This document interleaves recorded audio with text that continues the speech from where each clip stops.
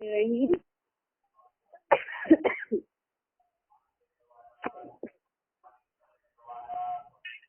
اتبع ما اوحی الیک سورہ انعام آیت نمبر اس کی سورہ انعام پارہ نمبر 7 ہے وَإِذَا سَمِعُوا اور سورۃ انعام الانعام اور اس کی آیت نمبر 107 سے لے کر چلتے ہیں 107 108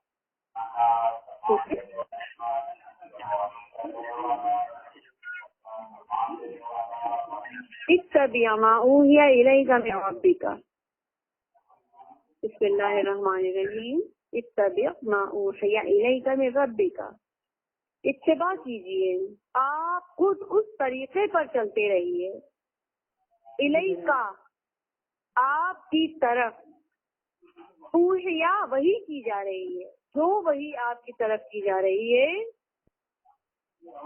اتبع اس کی اتباع کرتے رہیے تا کی ضمیر حضور اکرم صلی اللہ علیہ وآلہ وسلم کی طرف جا رہی ہے کہ اے رسول صلی اللہ علیہ وآلہ وسلم جو وہی آپ کے رب کی طرف سے آپ کی طرف وہی کی جا رہی ہے اس کی اتباع کیجیے خود اس طریقے پر چلتے رہیے ہوتا کیا تھا اگر آپ پیچھے کی آیات سے اس کو ریلیٹ کرتے ہیں یا ان کا تعلق دیکھتے ہیں تو انسان کی خواہش رہی ہے کہ انسان اپنے رب کو اپنی آنکھوں سے دیکھے اس خواہش کی تکمیل میں اس نے رب جیسے کہہ کر فرشتوں کو بیٹیاں یہ نبیوں کو بیٹے بنا لیا کہ بیٹے جیسے ہی باپ ہوں گے باپ ہوگا یہ بیٹیوں جیسا ہی باپ ہوگا یعنی اللہ نعوذ باللہ اللہ تعالیٰ نے پیچھے آیات میں اس چیز کا مکمل طور پر وضاحت فرما دی کہ وہ زمین و آسمان کی ابتدا کرنے والا ہے اور جنہیں یہ بیٹے بیٹیاں قرار دے رہے ہیں وہ بہت محدود علم اور بہت محدود طاقتوں اور صلاحیتوں کے ساتھ ہیں جس نے آسمانوں اور زمین کو بنایا اس کے لیے بیٹے اور بیٹی کی ضرورت نہیں ہے اور بیوی کی ضرورت بھی نہیں ہے اور چونکہ اس کی بیوی نہیں یہ صاحبۃ نہیں تو اس کا اولاد بھی نہیں اسے ضرورت ہی نہیں لم یلد ولم یولد ہے نہ خود وہ کسی سے پیدا ہوا ہے اور نہ اس سے کوئی پیدا ہوا ہے ہر چیز کا خالق وہی ہے اور اگر تم چاہتے ہو کہ اپنے رب کو دیکھو تو پہلی بات تو اس کو ذہن نشین کر لو کہ کوئی نگاہ اس کو نہیں پہنچ سکتی مگر وہ ہر ایک کی نگاہوں تک پہنچتا ہے یعنی وہ ہر چیز کا احاطہ کر رہا ہے اور اس کی ذات کا احاطہ کوئی بھی نہیں کر سکتا کسی کی نگاہ نہیں کر سکتی کوئی اسے نہیں دیکھ سکتا پہلے تو انسان کو اس کی محدود صلاحیت اور ضعف پرواز کا احساس دلایا گیا کہ تم بحیثیت انسان مٹی کا پتلا تم اپنے رب کو نہیں دیکھ سکتے مگر اگلی آیت میں اس چیز کا اظہار کر دیا گیا کہ لیکن تمہارے رسول صلی اللہ علیہ وآلہ وسلم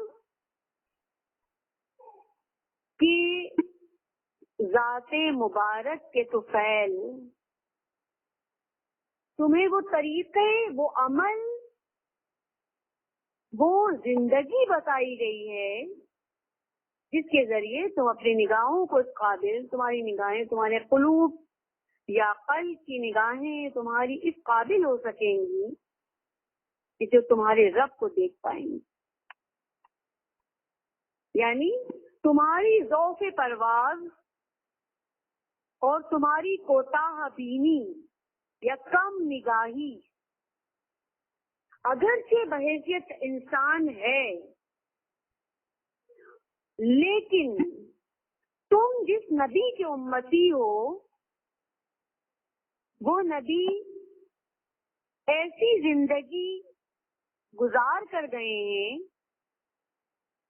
ایسا عروج حاصل کر گئے ہیں، اس طریقہ سنت پر عمل کر کے گئے ہیں کہ جس سے انہوں نے معراج میں اللہ کا دیدار کیا۔ تو تم بھی اگر ان نقش قدم پر چلتے رہے تو یقیناً تم بھی کر لو گے، اور اگر تم نے کوشش نہ کی تو جس نے کوشش کی وہ اس کو فائدہ پہنچائے گی، اسے نگاہ بین بنائے گی، اور جس نے کوشش نہ کی اندھا رہا وہ اس کے خلاف جائے گی بات۔ ہم یہ آیت اس طرح پھیر پھیر کر لا رہے ہیں تاکہ لوگ یہ کہیں کہ آپ نے کہاں سے پڑھ لیا ہے، سب کچھ کس نے بتا دی یہ طریقے جس سے رب کو دیکھا جا سکتا ہے۔ لیقول درست، اور اس لیے تاکہ ہم دانش مندوں کے لیے، عقل مندوں کے لیے، کچھ کرنے والوں کے لیے، دل میں قلوب میں تڑپ رکھنے والوں کے لیے ہم اسے خوب ظاہر کر دیں۔ اور اس کا طریقہ کیا بتایا گیا؟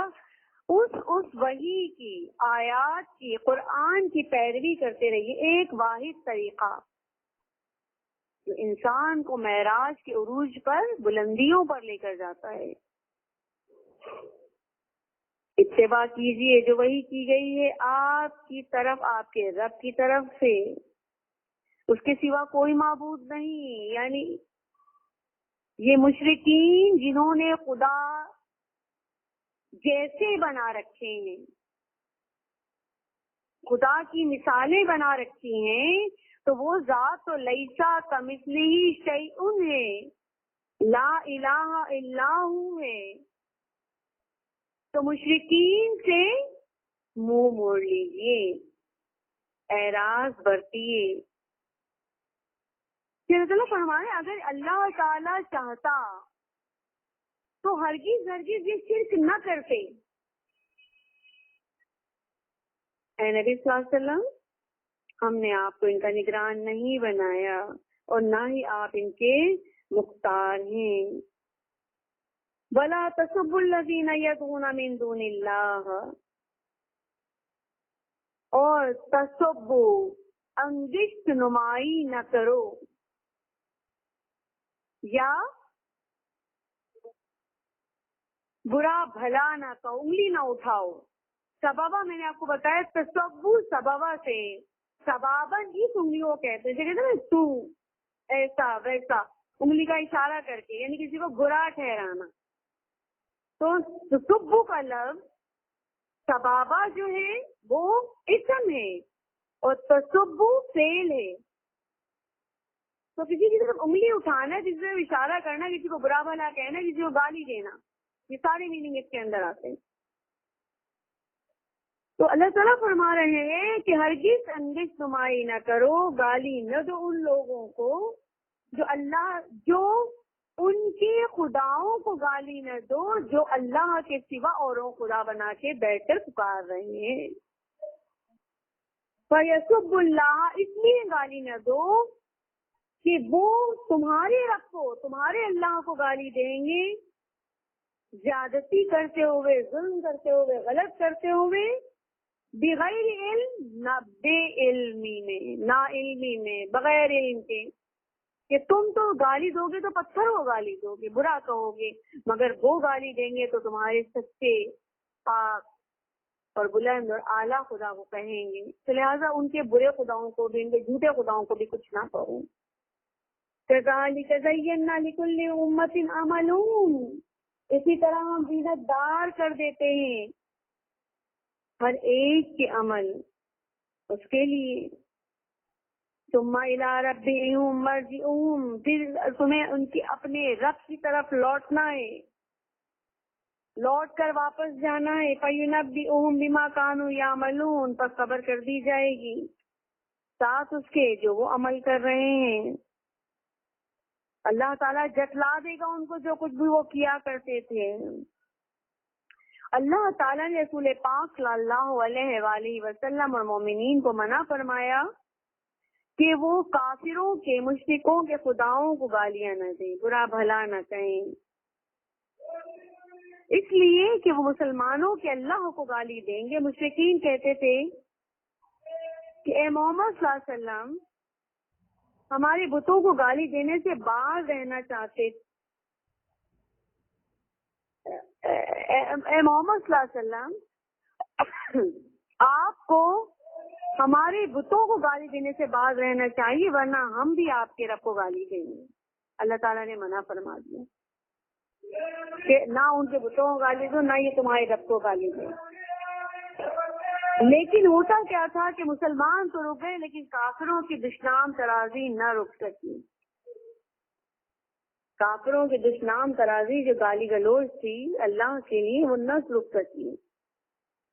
اسی طرح ملتا ہے کہ جب حضرت ابو طالب رضی اللہ تعالیٰ عنہ بستر مرگ پر تھے تو قریش نے مشورہ کیا کہ ابو طالب کے پاس چلیں، ان سے کہیں کہ اپنے بھتیجے کو روک دو. ہمیں یہ آج کی بات معلوم ہوتی ہے کہ ابو طالب کے مرنے سے پہلے محمد صلی اللہ علیہ وسلم کو قتل کر دیں گے کہ ہمارے خداؤں کو جھوٹا بولتا ہے.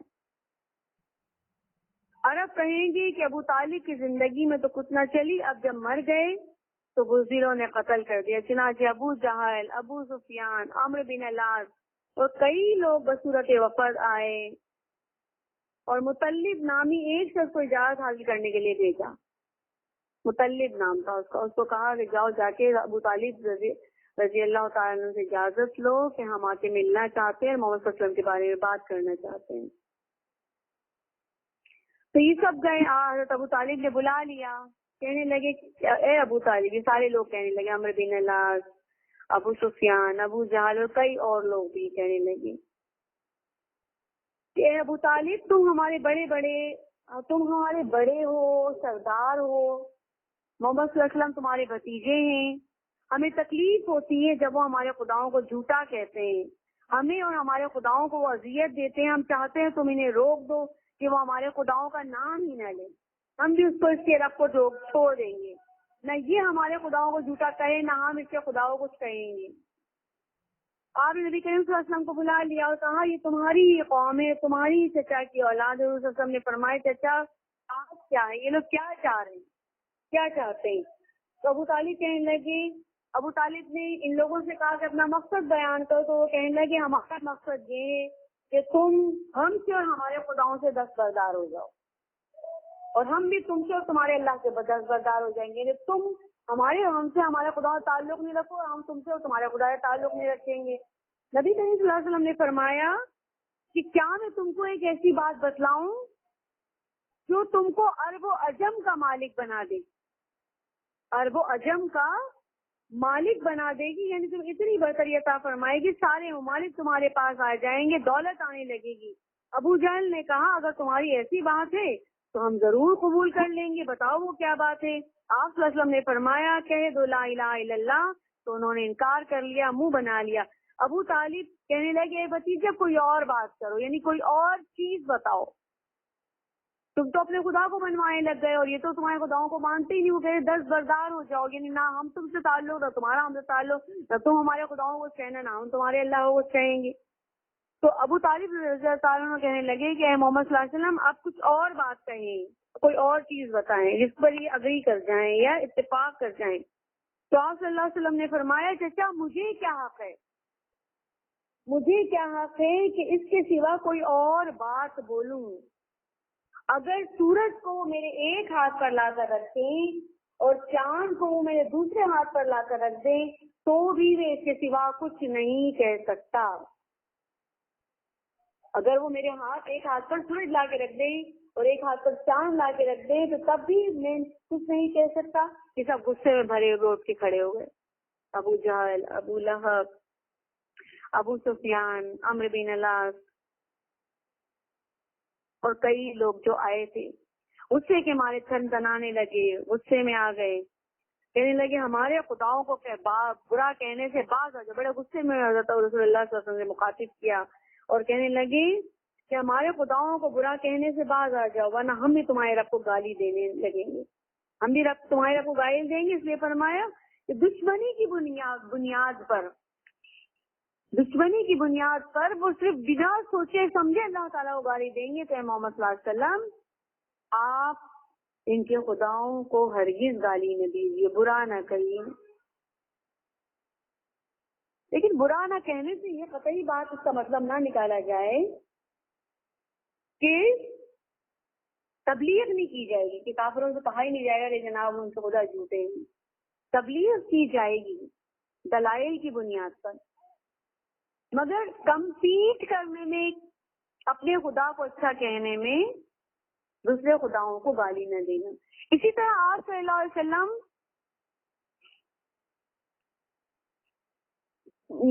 کی شان بیان کرتے ہوئے ایک صحابی کی کسی کافر سے لڑائی ہو گئی.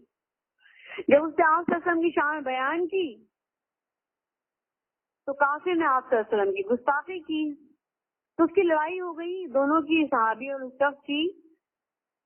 تو آپ صلی اللہ علیہ وسلم نے ایسے موقع پہ فرمایا تھا، کیا ہوا کیا تھا کہ وہ اپنے نبی کی شان بیان کر رہا تھا اور یہ رسول اللہ صلی اللہ علیہ وسلم کی شان بیان کر رہے تھے صحابی. تو جب اس نے حضور صلی اللہ علیہ وسلم کی شان میں کوئی ایک آدھ بات ایسی کی جو آپ کی شان کے خلاف جاتی تھی، تو اس شخص نے، جو صحابی رضی اللہ تعالیٰ عنہ تھے، انہوں نے واضح طور پر یہ بات کر دی، غصے میں آ گئے، مار پیٹ ہو گئی، لڑائی جھگڑا ہو گیا. آپ صلی اللہ علیہ وسلم نے اس لیے فرمایا لا تخیرونی من بین الانبیاء، مجھے انبیاء کے درمیان فضیلت نہ دو، تخیری تعریف نہ بیان کرو. ہمیں کیا آپ صلی اللہ علیہ وسلم انبیاء سے فضیلت رکھتے ہیں؟ آپ نے خود فضیلت بیان فرمائی. آپ نے سورہ بخاری شریف میں احادیث ملتی ہے اس طرح کی کہ انا حاشر، انا سردار، انا ابو الانبیاء، انا سید المرسلین ولا فخر، انا حاشر ولا فخر، انا عاقب ولا فخر، یحشر الناس ولا قدمی. آپ صلی اللہ علیہ وآلہ وسلم نے اپنی تعریف خود بیان فرمائی ہے، مگر اس کے باوجود بھی آپ صلی اللہ علیہ وسلم نے لوگوں کو، صحابہ کو منع کر دیا کہ جب کمپیٹ کرنے کا معاملہ ہو تو مجھے کمپیٹ نہ کرو، کیونکہ کمپیٹ اسے کیا جاتا ہے یا مقابلہ اس کا کیا جاتا ہے اس کا مقابلہ ہوتا ہے. انبیاء کا نبی صلی اللہ علیہ وسلم سے کوئی مقابلہ ہی نہیں ہے، کیونکہ انبیاء اجزاء ہیں اور رسول اللہ صلی اللہ علیہ وسلم کل ہیں. اسی طرح سے کسی کے ماں باپ کو کہنے سے بھی برا منع کیا گیا، جیسے کسی کے نبی کو برا کہنے سے منع کیا گیا. اور جیسے آپ دیکھتے ہیں کہ حضور صلی اللہ علیہ وسلم کی شان میں گستاخی کرنا، قرآن کریم کے اوراد میں گستاخی کرنا، یہ تمام چیزیں کفار میں بڑی عام ہیں، یہ کرتے ہیں مسلمانوں کو تیز دلانے کے لیے. مگر اس کے جواب میں کوئی توریت کی، زبور کی، انجیل کی گستاخی نہیں کرتا، اس کے پیپر خراب نہیں کرتا، یہ پھینکتا. یا اسی طرح سے جو ہے اگر کوئی حضور صلی اللہ علیہ وسلم گستاخی کر رہا ہوتا ہے تو کوئی عیسیٰ علیہ السلام کی مسلمان گستاخی نہیں کر رہا ہوتا، اس لیے کہ مسلمانوں کو منع کیا گیا ہے اس چیز سے. پھر اسی طرح سے کسی کے والدین کو گالی دینے سے بھی منع کیا گیا، کیونکہ آپ صلی اللہ علیہ وسلم نے فرمایا جو اپنے والدین کو گالی دے بڑا ملعون ہے. تو لوگ حیران ہو کے کہنے لگے یا رسول اللہ صلی اللہ علیہ وسلم اپنے ماں باپ کو کون گالی دیتا ہے؟ اپنے ماں باپ کو بھی کوئی گالی دیتا ہے؟ آپ صلی اللہ علیہ وسلم نے فرمایا اس طرح کہ دوسرے کے باپ کو گالی دے اور دوسرا پھر اس کے باپ کو گالی دے گا. جب کوئی ایک انسان دوسرے کے باپ کو یا ماں کو گالی دے گا تو لازمی طور پر یہ دوسرا بھی اس کے ماں باپ کی گالی دے گا، تو یہ کسی کو گالی دے گا. اسی طرح سے انسان گویا اپنے ماں باپ کو گالی دے رہا ہے، دوسرے کے ماں باپ کو نہیں، اپنے ماں باپ کو گالی دے رہا ہے. تو لہٰذا آپ صلی اللہ علیہ وسلم نے اس سے بھی منع فرمایا. کسی نے کہا گیا کہ گالی مت دو ان کو جن کی لوگ خدا کو چھوڑ کر عبادت کرتے ہیں، وہ بھی براہ جہالت سے گزر کر، جہالت کی زندگی سے گزر کر اللہ تعالیٰ کی گستاخی کریں گے. ہم نے یہ طریقہ ان کو مرغوب بنا رکھا ہے. وَأَقْسِمُوا بِاللَّهِ جَهْدَ أَيْمَانِهِمْ. آگے چلتے ہیں. وَأَقْسَمُوا بِاللَّهِ، اور انہوں نے قسمیں کھائی اللہ کی زیادہ بڑی کوشش کے ساتھ. أَيْمَانِهِمْ، ان کے قسمیں، ان کے وعدے. لَئِن جَاءَتْهُمْ آيَةٌ لَيُؤْمِنُنَّ بِهَا، البتہ اگر آ جائے ان کے پاس کوئی نشانی، البتہ وہ ضرور اس پر ایمان لے آئیں گے. اگر ان کے پاس کوئی نشانی آ جائے تو وہ یہ نشانی پر ضرور. یہ کہتے کیا تھے؟ کس بات پر یہ بات کہی جاتی تھی؟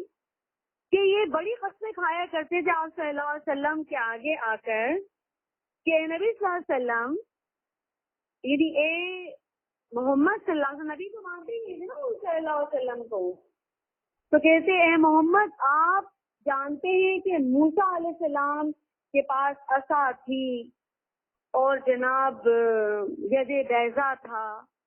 عیسیٰ علیہ السلام بھی نبی تھے تو ان کے پاس وہ مردوں کو زندہ کر دیا کرتے تھے، اندھوں کو دیکھنے والا بنا دیا کرتے تھے، بسا جو نابینا ہوتے تھے ان کو دیکھنے کی صلاحیت دیتے تھے، اور بہت ساری کام کیا کرتے تھے. پرندے کو مٹی کے پرندے میں جان ڈال دیا کرتے تھے. اور اس طرح شعیب علیہ السلام کی معجزہ اونٹنی تھا. صالح علیہ السلام کا معجزہ اونٹنی تھا. صالح علیہ السلام کا اچھا صالح علیہ السلام کا معجزہ اونٹنی تھا، جو کہ پہاڑ کے پھٹنے سے وہ اتنی بڑی سی اونٹنی باہر آئی تھی. اتنی بڑی اور چوڑی اونٹنی تھی، وہ پورے کنویں کا پانی پی جاتی تھی. اس کی وجہ سے کنویں کے پانی پینے کی وجہ سے اس کو قتل کرنے کی کوشش کی تھی، جس کے نتیجے میں ان پر عذاب آیا تھا کہ اللہ کے معجزے کو انہوں نے مارنے کی کوشش کی. تو اس طرح کی وہ دلائل کا ذکر کرتے قوم، اور وہ کہتے کہ آپ بھی ہمارے پاس کوئی ایسی چیز، ایسا معجزہ، ایسی دلیل لے آئیں تو البتہ ضرور ہم قسم کھا کے کہتے ہیں کہ ہم ضرور آپ صلی اللہ علیہ وسلم پر ایمان لے آئیں گے. قل، اے نبی صلی اللہ علیہ وآلہ وسلم آپ فرما دیجیے، انما الآیات عند اللہ، بے شک اللہ کی آیات تو اللہ کے پاس ہیں. جہاں آیات بمانی معجزہ ہیں، یہاں معجزات تو اللہ کے پاس ہیں.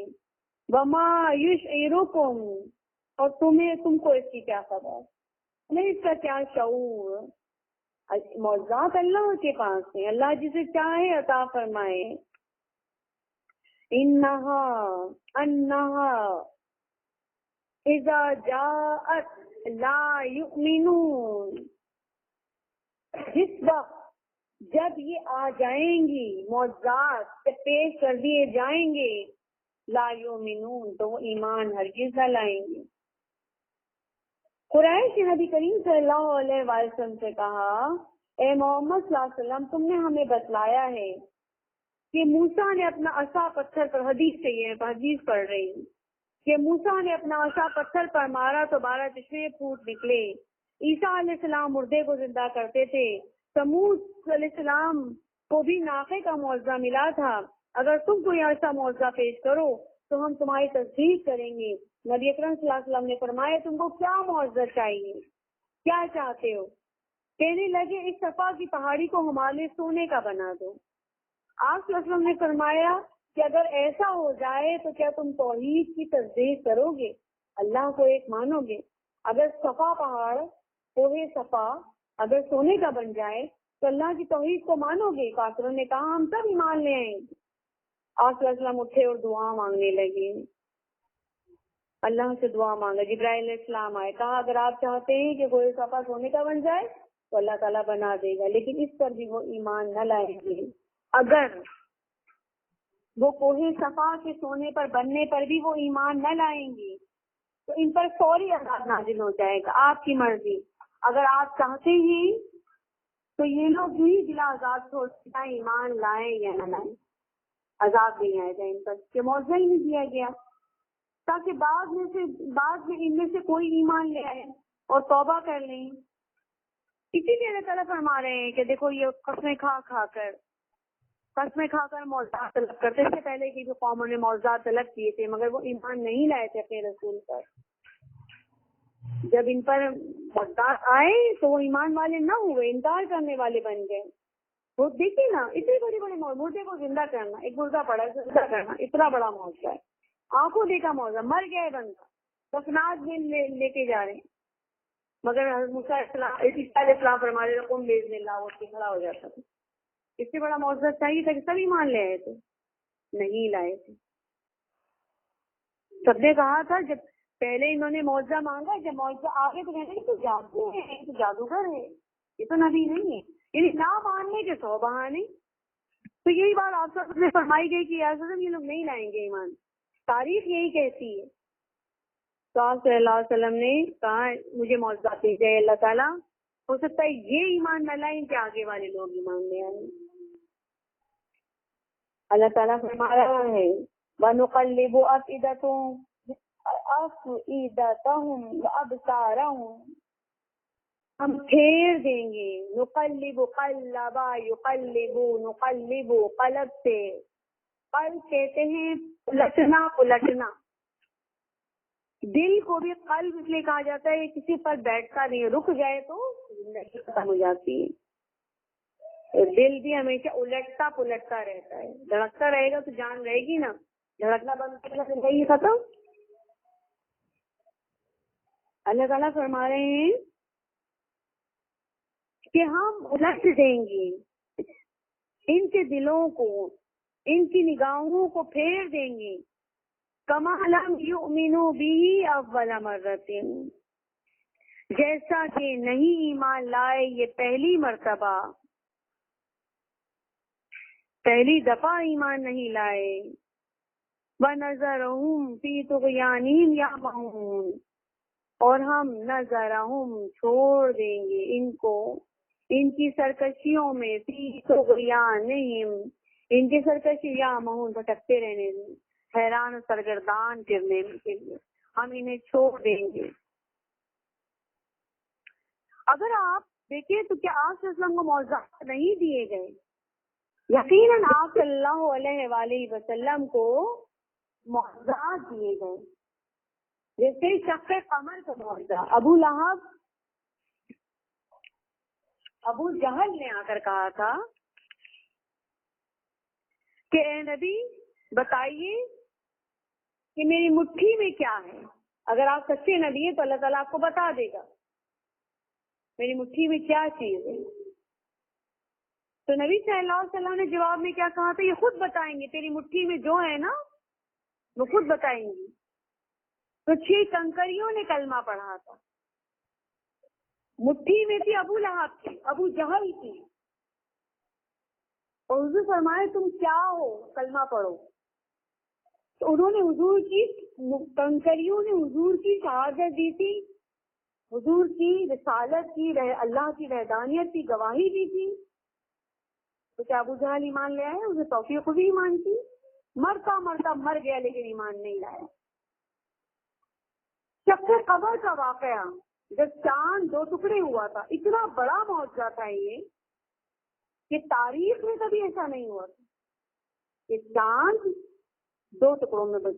باقاعدہ آپ صلی اللہ علیہ وسلم نے اشارہ فرمایا تھا، اس طرح سے انگلی سے اشارہ فرمایا، چاند درمیان سے ٹوٹ کر آدھا چاند ادھر ہوا آدھا چاند ادھر ہوا. ایک دنیا نے معجزہ دیکھا تھا. مقوقس، شاہ روم، ہرقل، ان لوگوں نے تک اپنی شاہی محل کی چھتوں پر یہ ٹہل رہے تھے تو شق قمر کا معجزہ دیکھا تھا. چاند دیکھا 2 ٹکڑے ہوا ہے پھر جڑ گیا ہے، چاند 2 ٹکڑے ہوا، دور دور 2 ٹکڑے ہوئے پھر دونوں جڑ گئے. تو اس سے ہرقل نے اور اس سے بلا کر پوچھا تھا ہرقل نے نجومیوں کو کہ کیا ہوا ہے، اس سے پہلے تو کبھی بھی نہیں ہوا اس طرح سے. نجومیوں نے کہا عرب کی سرزمین روم میں دیکھا تھا، اٹلی میں اسے دیکھا تھا، روم میں. تو کہہ رہے عرب کی نجومیوں نے حساب کتاب لگا کر بتایا تھا کہ عرب کی سرزمین میں ایک نبی برپا ہوئے ہیں. تو وہی ان کا معجزہ تھا. نجومیوں نے اور کاہنوں نے اس بات کو بتایا تھا. تو کیا مقوقس اور ہرقل مسلمان ہوئے؟ نہیں، وہ اپنی بادشاہت بچاتے رہ گئے، نہیں مسلمان ہوئے. پھر ایک وہ جو ہندوستان میں ایک صاحب جو اپنے وقت کے ہندوستان کے بادشاہ رہے ایک علاقے کے، تو وہ جب اپنی محل کی چھت پر تھے، اللہ نے ان کو یہ معجزہ دکھایا. بشارات میں اس کا تذکرہ ملتا ہے. کتاب بشارات اگر آپ دیکھیں، افضل شریف صاحب کی کتاب ہے یہ، اس کے اندر اس کا تذکرہ ملتا ہے. تو ہندوستان کا جو بادشاہ تھا وہ غیر مسلمان تھا، مسلمان نہیں تھا. اس نے جب چھت پر دیکھا کہ اس طرح سے آسمان پر 2 ٹکڑے چاند ہوئے، اس سے بھی یہ ہندوؤں میں، یہ عیسائیوں میں، یہ یہودیوں میں، یہ غیر مسلموں میں جادوگروں اور نجومیوں کا بڑا اثر ہوتا ہے. نجومی کو بلا کر پوچھا تھا اس سے کہ کیا ہوا ہے، 2 ٹکڑے ہوئے تھے چاند. کہا کہ عرب میں ایک نبی ہے، وہ نبی نے نبوت کا وہ کیا، یہ ان کا معجزہ ہے. تو کہتے ہیں وہ سفر کرتے کرتے ہندوستان سے مکہ پہنچا، مکہ سے مدینہ آیا. وہاں جب پہنچا تو آپ کا مثال فرما چکے تھے، یعنی پہنچتے پہنچتے اتنا عرصہ ہو گیا تھا کہ نکلا. کیونکہ یہاں پہلے تو سفر بڑا مشکل ہوتا تھا، تو ڈھونڈتے ڈھونڈتے جب وہ وہاں کا علاقے میں پہنچا ہے تو آپ کا مثال فرما چکے تھے. آپ کے صحابیوں سے ملا، اسلام لے کر آیا، اسلام قبول کیا، تعلیمات وہاں سیکھی کچھ عرصہ رہ کر، پھر واپس وہ اپنی بادشاہ کی طرف پلٹا. تو کسی ساحل پر، یعنی باعثی روٹ، یعنی سمندری راستے سے وہ سفر کر رہا تھا، تو اس کا انتقال ہو گیا. تو کسی ساحل پر اس کا مزار ہے، باقاعدہ انہوں نے ساحل کا نام لکھا ہوا اپنی کتاب میں. تو یہ شق قمر کا واقعہ، یہ کنکریوں کی کلمہ پڑھنے کا واقعہ، یا اس طرح کے اور بہت سارے واقعات ہیں. آپ کی انگلیوں سے پانی کا جاری ہو جانا، آپ کے لعاب دہن سے رزق میں برکت ہو جانا، زخموں کا درست ہو جانا، سانپ کے زہر کا ختم ہو جانا. جیسے حضرت ابوبکر صدیق کو سانپ نے کاٹ لیا تھا تو نبی صلی اللہ علیہ وسلم نے اپنی لعاب دہن لے کر ان کے زخم پر ملا تھا. تو پہاڑی سانپ ایسے بھی، جو پہاڑی سانپ ہوتے بہت زہریلے ہوتے ہیں، صحرائی اور پہاڑی سانپ، لیکن اس کے زخم کا جو زہر کا اثر تھا وہ ختم ہو گیا تھا. تو زخم بالکل مندمل ہو گیا تھا، صحیح ہو گیا تھا، تکلیف بھی وہ ختم ہو گئی. تو یہ ساری معجزات ہیں آپ صلی اللہ علیہ وسلم کے.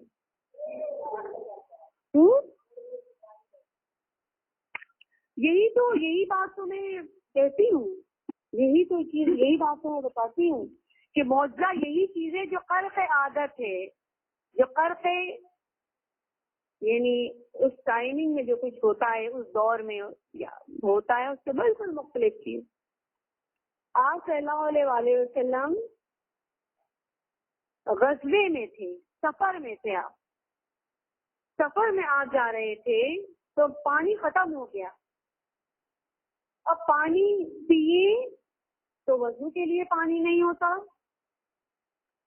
اور اگر وضو کر لے تو پانی پینے کا بالکل نہیں بچتا. سفر آگے بھی کرنا ہے، وہ پانی نہیں بچے گا. تو آپ سب نے مشکیزہ منگوایا،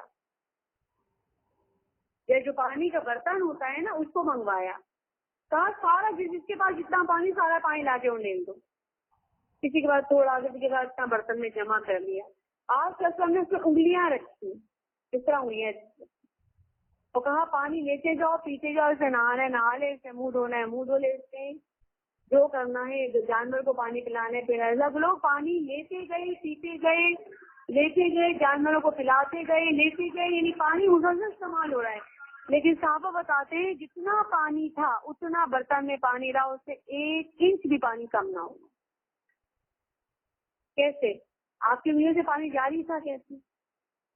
اب اللہ علم کیا وہ ہے. آپ سوچیے نا یہ تمام چیزیں کہ معجزہ تو ہوتی ہی وہ چیز ہے نا. یہ چاند نہیں ٹوٹ سکتا، قیامت کے علاوہ چاند ٹوٹ نہیں سکتا. اگر ٹوٹا اس طرح سے بہت ساری چیزیں. پھر اسی طرح سے اللہ تعالیٰ فرما رہے ہیں کہ اے نبی صلی اللہ علیہ وسلم، ہم بھی ان کے دلوں کو، نگاہوں کو پھیر دیں گے جیسا کہ پہلی دفعہ یہ نے پھیرا تھا، اور ان کو ان کی طغیانیوں میں، ان کی سرکشیوں میں بھٹکتے چھوڑ دیں گے. چاہے یہ کتنی ہی نشانیاں دیکھ لیں وہ ایمان نہ لائیں گے. بلاؤ اننا 5واں سپارہ شروع ہو گیا ہے. اور اگر بے شک ہم یعنی کافروں کے تمام مطالبات پورے ہو جائیں تو بھی وہ ایمان نہ لائیں گے. اور اگر بے شک ہم نزلنا الیہم الملائکہ نازل کر دیتے ہم ان کی طرف فرشتوں کو, اگر ہم فرشتوں کو ان کی طرف نازل کر دیتے یعنی فرشتے آ جاتے ان کے پاس. وَكَلَّمَهُمُ الْمَوْتَى اور مردے کلام کرنے لگ جاتے, بات کرنے لگ جاتے. وَحَشَرْنَا عَلَيْهِمْ كُلَّ شَيْءٍ قُبُلًا اور جمع کر دیتے. وَحَشَرْنَا اور جمع کر دیتے ہم عَلَيْهِمْ ان پر یا ان کے سامنے كُلَّ شَيْءٍ قُبُلًا ان کے سامنے آمنے بالکل جو ہے ہر چیز جمع کر دی جاتی, ہر دلیل لا کے پیش کر دی جاتی, ہر معجزہ پیش کر دیا جاتا. ما کانوا لیؤمنوا تو یہ تھے ہی نہیں ایسے کہ وہ ایمان لے آتے, تب بھی یہ ہرگز ایمان نہ لاتے. الا ان یشاء اللہ سوائے سے اللہ ان کو توفیق دے دے, اللہ چاہے. ایمان اللہ کی توفیق ہے. دلائل جیسے نا کہ انسان کے لیے درخت سے پتے کا گر جانا بھی لوگوں کے لیے ایمان کا سبب بن جاتا ہے. چھوٹا سا چھوٹا عمل اگر انسان کے دل میں ہدایت کی تڑپ ہو, اگر توفیق الہی ہو تو ایمان لانا اتنا مشکل کام نہیں ہے, یا ایمان اتنا مشکل عمل نہیں ہے. مگر ان یشاء اللہ, ان یشاء اللہ, ان یشاء اللہ مگر یہ کہ ان یشاء اللہ مگر یہ کہ اللہ چاہے. ولکن اکثرهم یجہلون لیکن ان میں سے اکثر جہالت ہی کی باتیں کرتے ہیں, جہالت ہی کرتے ہیں. وَكَذَلِكَ جَعَلْنَا لِكُلِّ نَبِيٍّ آپ صلی اللہ علیہ وسلم کو تسلی بھی دی جا رہی, گویا یہ ہمیں بھی تسلی ہے. اسی طرح بنائے ہم نے ہر ایک نبی کے لیے عدوًا دشمن, ہر پیغام پہنچانے والے کے دشمن ہیں ہوتے ہیں. شیاطین الانس شیطانوں میں سے بھی اور انسانوں میں سے بھی, بل جنی اور جنوں میں سے بھی. یعنی تمام تر معجزات تمام تر دلائل پیش کے ایمان نہیں لائے, اس لیے کہ ان کا مقصد صرف دشمنی تھا. اور دشمنی کرنے والوں اگر کسی کے دل میں دشمنی ہو, عداوت پائی جائے, اناد پایا جائے, حسد پایا جائے, تو اس دلیلیں اس کی دل سے دشمنی نہیں نکال سکتی. اللہ تعالیٰ فرما رہے ہیں کہ ہم نے ہر پیغامبر کے لیے, ہر نبی کے لیے کچھ دشمن رکھے ہوں گے, شیطانوں میں سے بھی ہیں, انسانوں میں سے بھی ہیں, جنوں میں سے بھی. شیاطین ہیں, انسان شیاطین اور جن شیاطین. شیطان بنیادی طور پر جن ہے, انسان نہیں, مگر انسانوں کے سروں پر اس طرح سوار ہوتا ہے کہ وہ خود شیطان ہو جاتا ہے اور پیغام پہنچانے والے کی راہ میں رکاوٹیں لانے لگ جاتی ہیں. اسی طرح ہم نے ہر نبی کے دشمن بہت سے شیطان پیدا کیے تھے, کچھ آدمی اور کچھ جن.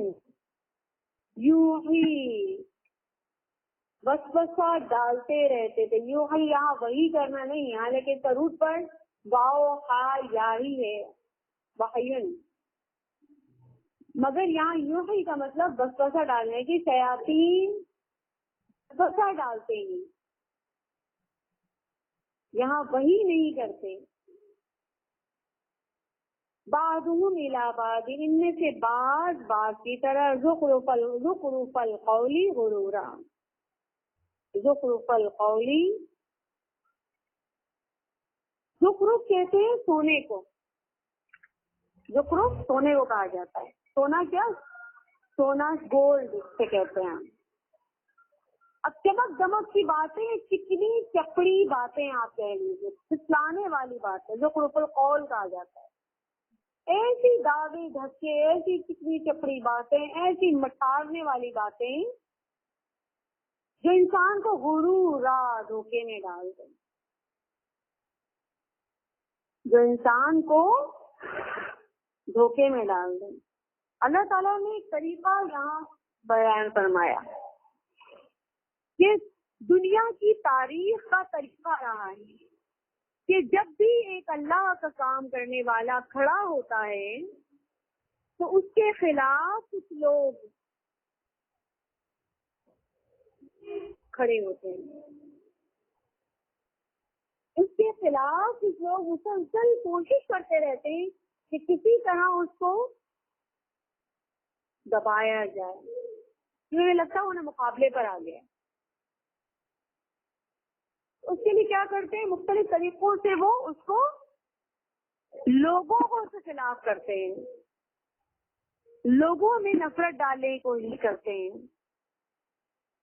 अल्लाह ताला फरमा रहा है, यूही बादुहुम इला बादिन ज़ुख़रुफ़ल क़ौलि गुरूरा, इनमें से बाज दूसरे बाज को चिकनी चपड़ी बातों का वसवसा डालते रहते हैं ताकि उनको धोखे में डालते हैं, ताकि उनको धोखे में डाल दें। इससे एक बात पता चलती है कि वही दो तरह की होती है। एक वही मिन जानिब अल्लाह है और एक वही, अच्छा वही कहते किसे हैं? पहले तो ये जान लीजिए, फिर दूसरी वही भी बयान कर देंगे, कंफ्यूजन हो सकती है। वही खुफिया इशारे को कहते हैं। खुफिया इशारा, खुफिया तौर पर बात डाल दो, जहन में कोई बात डाल देना। उकसाना नहीं, उकसाना नहीं कहेंगे आप, बल्कि चुपके से कोई बात करना, इसे वही कहा जाता है, खुफिया इशारा। तो वही जो खुफिया इशारा या खामोश इशारा, ये खामोश इन्वोकेशन दो तरह की होती है। एक मिन जानिब अल्लाह होती है जो खैर की होती है, एक मिन जानिब शैतान की तरफ से होती है जो शर की होती है। अब ये बात मैं कैसे कह रही हूँ? हदीस देखिए आप, हदीस से पता चलता है, क्योंकि हर बात की ऑथेंटिसिटी अहादीस मुबारका से कंफर्म्ड होती है। अबू ज़र रज़ी अल्लाह ताला अन्हु एक रोज नमाज पढ़ने लगे तो आप सल्लल्लाहु अलैहि वसल्लम ने फरमाया, ए अबू ज़र, शयातीन इंसान और जिनों से औज़ बिल्लाह पढ़ लो। शयातीन इंसानों और जिनों से औज़ बिल्लाह पढ़ लो। तो अबू ज़र रज़ी अल्लाह ताला अन्हु ने कहा, क्या इंसानों में से भी शैतान होते हैं? आप सल्लल्लाहु अलैहि वसल्लम ने फरमाया, हाँ होते हैं, इंसानों में से भी शैतान होते हैं। इसी तरह अबू ज़र की एक दूसरी रिवायत में भी मरवी है, क्या अबू ज़र फरमाते हैं, अबू ज़र रज़ी अल्लाह ताला अन्हु फरमाते हैं कि मैं हजरत मोहम्मद सल्लल्लाहु अलैहि वसल्लम के पास आया, मजलिस तवील हो गई। आप सल्लल्लाहु अलैहि वसल्लम ने फरमाया, अबू ज़र क्या तुमने नमाज पढ़ ली? आपने फरमाया नहीं। या आप ने फरमाया, उठो 2 रकअत नमाज पढ़ लो। मैं आप के करीब आकर नमाज पढ़ने लगा तो फरमाया, क्या तुमने शैतान जिन्होंने इनसे ताऊज कर लिया, पनाह ले ली? मैंने कहा के इंसानों में से भी शैतान होते? आपने फरमाया, हाँ, ये जिन के शयातीन से ज्यादा, इंसान के शैतान जिन के शयातीन से ज्यादा शरंगेज होते हैं। इंसान के शैतान जिनों की शयातीन से ज्यादा शरंगेज होते हैं। इसीलिए आप सल्लल्लाहु अलैहि वसल्लम ने दुआ फरमाई, कुरान करीम में भी इसका जिक्र है, अल्लाहुम्मा इन्नी अऊज़ु बिका मिन हमाज़ाति शयातीनी व अऊज़ु बिका अन यहज़ुरून। अल्लाह, मैं पनाह चाहती हूँ कि शैतान मेरे जहन में, दिलों में वसवसे डालें। اعوذ بک ان یحضرون، اور میں پناہ چاہتی ہوں کہ وہ میرے سامنے میرے پاس آئیں. شیاطین سے پناہ چاہنے کی دعا ہے. پھر اگر یہ دعا نہیں بھی یاد ہے تب بھی شیاطین جن و انسانوں سے تعوذ کیسے لیا جاتا ہے؟ اعوذ باللہ من الشیطان الرجیم. پھر بالخصوص جو آپ صلی اللہ علیہ وسلم نے دعائیں فرمائی ہیں صبح اور شام کی دعائیں، کچھ چیزیں دے بیٹا اس کو، کچھ چیزیں سامنے ڈالنا چاہیے.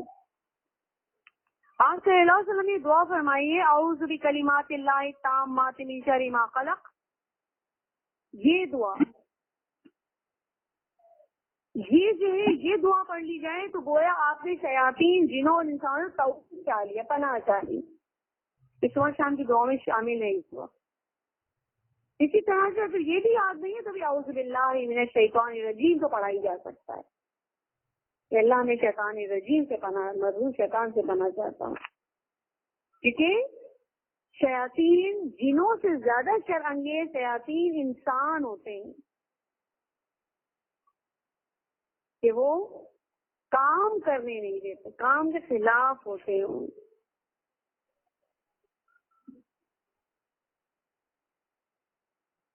اسی طرح کچھ جانوروں میں بھی شیطان ہوتے ہیں. کچھ جانوروں کی آپ نے تعریف فرمائی اور کچھ جانوروں کے ساتھ فرمایا کہ شیطان ہوتے ہیں. جیسے گدھا جب بولے تو آپ صلی اللہ علیہ وسلم نے فرمایا کہ اعوذ باللہ من الشیطان الرجیم پڑھ لیا کرو. اس لیے کہ گدھا تب بولتا ہے جب وہ شیطان کو کہیں سے گزرتا ہوا دیکھتا ہے، اسے شیطان نظر آیا ہوتا ہے کہ اعوذ باللہ پڑھو تاکہ وہ شیطان جس کو گدھے نے دیکھ لیا وہ آپ کی طرف نہ آئے، وہ نہیں جا سکتا. پھر اسی طرح سے کتا، بلیک جو ڈاگ ہوتا ہے اس کے بارے میں آپ صلی اللہ علیہ وسلم نے فرمایا ہے کہ یہاں کتا شیطان ہوتا ہے، یا وہ کتوں میں شیطان، انسانوں میں بھی شیطان، جانوروں میں بھی شیطان. پھر بعض جانوروں کو شیطان کو دیکھ کر بولنا. پھر کتوں میں سے کچھ شیاطین ہوتے ہیں، سیاہ کتے کے بارے میں شیاطین کا آتا ہے. پھر اسی طرح سے ان کی ہوتی کیا ہے خاص بات،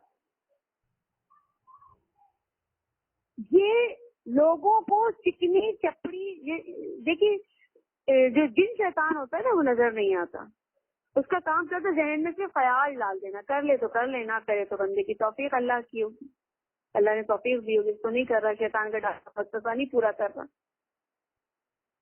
لیکن اگر جو ہے انسان شیطان، تو انسان جو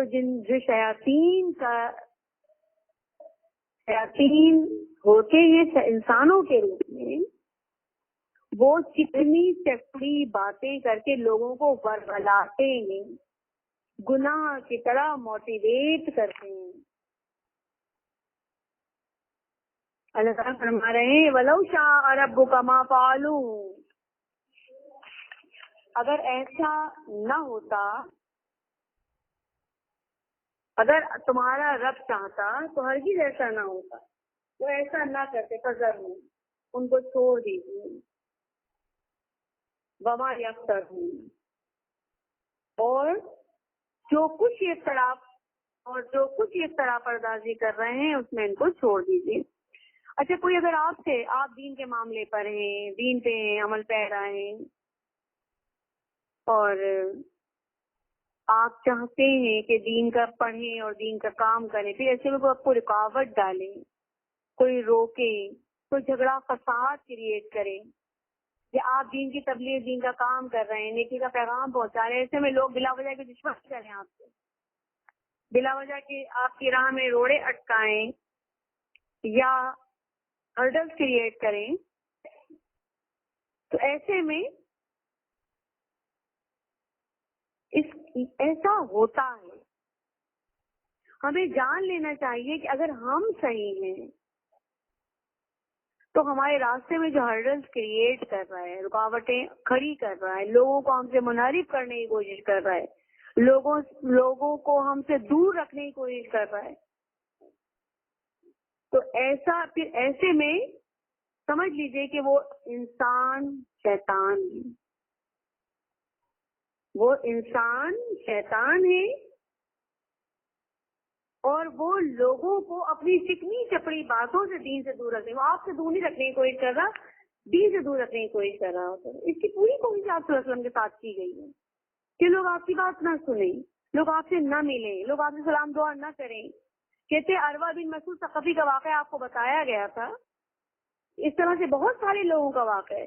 ایک بڑھیا کا واقعہ ہے، اس میں لوگوں نے اتنا انسٹیگیٹ کر دیا تھا، اتنی نفرت ڈال دی تھی کہ محمد جی نام سنتے لوگوں نے نفرت ابھرتی تھی کہ پتہ نہیں کتنا برا آدمی ہے، کتنے برے انسان ہیں۔ اور جب لوگ ملتے تھے،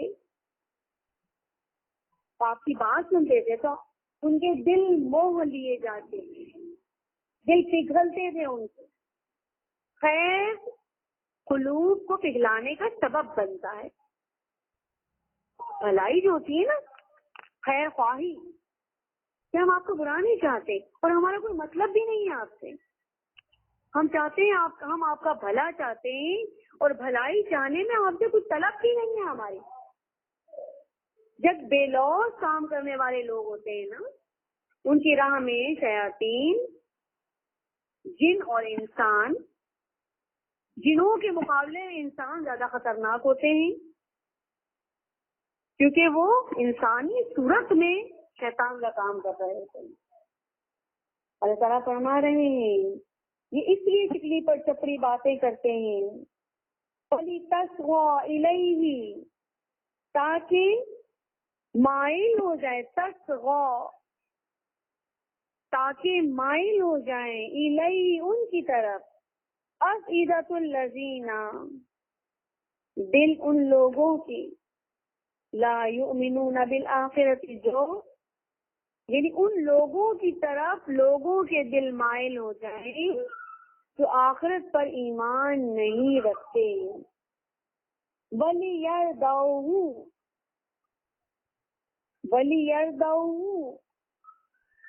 تاکہ وہ اس کو پسند کر لیں۔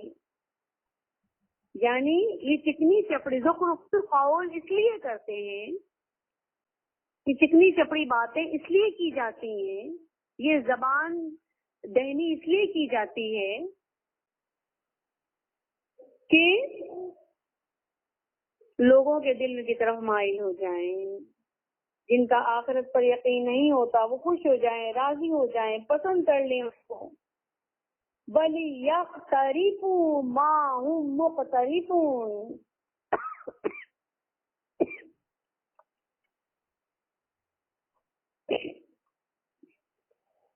اور تاکہ وہ مرتکب ہو جائیں،